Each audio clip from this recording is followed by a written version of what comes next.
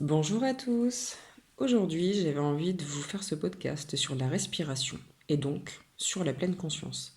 Cette pleine conscience essentielle, mais que nous avons tellement de difficultés à pratiquer. La pleine conscience, ça commence par la respiration. La respiration est notre essentiel. La respiration est la base de la pleine conscience. Cette pleine conscience nous apporte le bien-être et même si nous l'avons oubliée, elle est juste fondamentale à une bonne santé psychique et physique. Comment être heureux alors que nous ne savons même pas profiter du moment présent? Une bonne amie m'a dit un jour: à quoi ça sert de prendre une douche si c'est pour ne pas prendre le temps de sentir l'eau couler sur ta peau? À quoi ça te sert de t'étaler de la crème sur le visage si c'est pour ne même pas profiter du massage que cela te procure? À quoi ça sert de manger si ce n'est pour ne pas y prendre du plaisir? Alors oui, oui, hein, je suis évidemment d'accord avec vous, hein. Ça sert à être propre et à rester en vie, hein, parce que accessoirement c'est aussi vital de manger. Là-dessus on est d'accord. Mais en même temps, elle a tellement raison. Est-ce que c'est ça la vie? Manger juste pour manger et pour survivre? Se doucher juste pour être propre? Personnellement, je trouve que c'est assez ennuyeux. C'est machinal en fait. C'est routinier. C'est machinal. On n'est pas des robots quoi. Est-ce que ça ne serait pas ça? Passer à côté de la vie, franchement. Passer à côté de ces moments qui sont, oui, essentiels, vitaux, mais qui peuvent être tellement bons quand on prend le temps d'en profiter.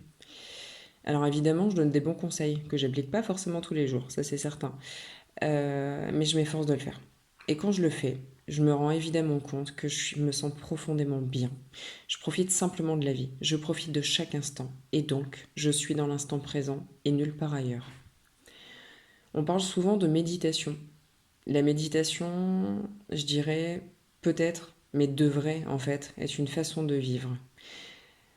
Pour ça, on n'a pas besoin de se mettre en position du lotus et d'écouter de la musique, hein, ou de faire de la méditation guidée. Les supports de méditation sont une aide au développement de la pleine conscience, car nous ne savons même plus comment vivre en pleine conscience. C'est en ça que ça peut être vraiment très intéressant, les supports. Aujourd'hui, je me pose souvent cette question. Est-ce que c'est vraiment agréable que de penser constamment à ce qui est déjà arrivé ou à ce qui va se passer plus tard sans jamais s'arrêter sur ce que nous faisons ici et maintenant? Personnellement, je trouve ça ennuyeux, mais surtout, je constate l'effet néfaste sur la santé globale de mes consultants. Mais mieux encore, surtout, je le constate sur moi-même. Quand je suis centrée, quand je suis dans l'instant présent, je me sens centrée, sereine, calme, mon corps est détendu, je n'ai plus de tension. Et aussi, surtout, ce que j'ai remarqué, c'est que je prends tout avec détachement et avec le sourire quand c'est comme ça. Car tout est mis à sa juste place, tout est remis au juste milieu, je dirais.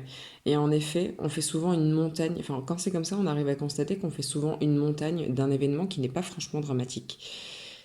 Mais de par le fait que nous ne sommes pas dans la pleine conscience, nous transformons ce moment, disons, désagréable en quelque chose de dramatique, car nous y laissons toute notre énergie, tout notre intérêt, toutes nos pensées. On ne pense qu'à ça. Lorsqu'on se concentre sur notre respiration, on se détache, tout simplement, de ce qui n'est pas absolument nécessaire ou vital.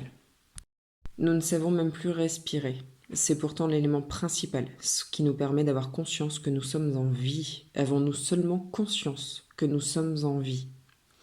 Méditer est un véritable travail. Souvent j'entends c'est très difficile de méditer, j'y arrive pas. Oui, oui, c'est normal. Méditer est un véritable travail. Les études ne manquent plus sur le bien-être que ça procure. Seulement les études démontrent aussi qu'il s'agit d'une véritable gymnastique du cerveau et qu'il faut du temps pour y arriver. Et aussi qu'il faut s'y tenir pour garder cet état de bien-être constant. Car c'est très facile hein, de commencer, mais c'est aussi très facile de s'arrêter. Et en fait, dès qu'on s'arrête, tout de suite, en fait, hein, le cerveau reprend le dessus, le mental reprend le dessus. Les études prouvent que le sommeil, la joie, le bien-être se développent et c'est visible jusque dans le cerveau. C'est réel, hein. Vous pouvez trouver plein d'études sur le sujet ou au niveau IRM, scanner, etc. Ça se voit l'effet qu'a la méditation sur le cerveau. Il est aussi visible que le stress, la douleur par exemple, sont amoindris pour les méditants, chez les méditants. Alors, même s'il faut du temps, ne serait-ce pas le minimum que nous nous devons? N'est-ce pas le but même de la vie que de vivre et non plus juste survivre, travailler, manger et dormir? Se centrer sur sa respiration, ne serait-ce que quelques secondes, plusieurs fois par jour, est un grand pas. Et le corps et l'esprit ancrent tous ces efforts en nous. À partir de ce moment-là, l'esprit et le corps, de par tous ces efforts, qui nous paraissent pourtant minimes, vont commencer à nous faciliter le travail. Et donc plus nous le faisons au quotidien, j'insiste vraiment, juste quelques secondes, 2 à 3 fois par jour, plus notre cerveau s'entraîne et plus ça devient facile pour ensuite devenir une réalité. Notre quotidien est la seule façon possible de vivre en fait. C'est ma réalité, celle que j'ai expérimentée et celle que j'expérimente encore. J'y travaillerai encore et j'y travaillerai très certainement toute ma vie. Mais au point où j'en suis, je peux vous dire que je prends plus ça comme un travail. Au point où j'en suis vraiment, c'est quelque chose qui... Enfin, pour moi, c'est juste vivre. C'est vraiment... c'est devenu une notion de vie, en fait, pour moi. J'ai souvent les mots du Dalai Lama, pardon, qui me reviennent en tête en réponse, pardon, à la question du journaliste. La question du journaliste était qu'est-ce qui vous surprend le plus dans l'humanité? Et j'avais vraiment envie de vous partager la réponse du Dalai Lama. Ce qui me surprend le plus dans l'humanité, les hommes, parce qu'ils perdent la santé à accumuler de l'argent. Ensuite, ils perdent leur argent pour recouvrer leur santé. Ils se perdent dans d'anxieuses pensées sur le futur, au point de ne plus vivre ni le présent ni le futur. Ils vivent comme s'ils n'allaient jamais mourir et meurent comme s'ils n'avaient jamais vécu.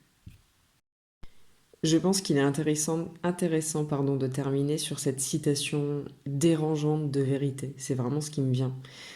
Cette citation me rappelle tous les jours que rien n'est plus important que la vie et que l'instant présent, car je ne sais pas de quoi sera fait demain. Comme chacun d'entre nous, on ne sait pas de quoi sera fait demain.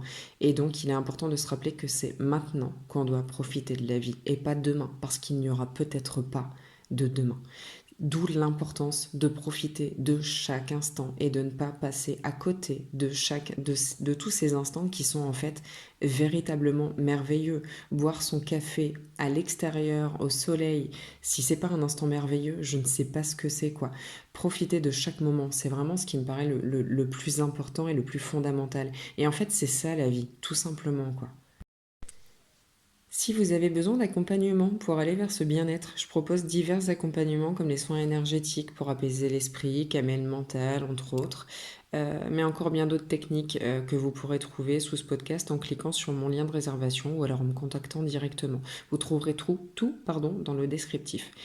Sur ce, je vous souhaite une bonne et une belle journée et tant qu'à faire, je vous souhaite de la passer en pleine conscience.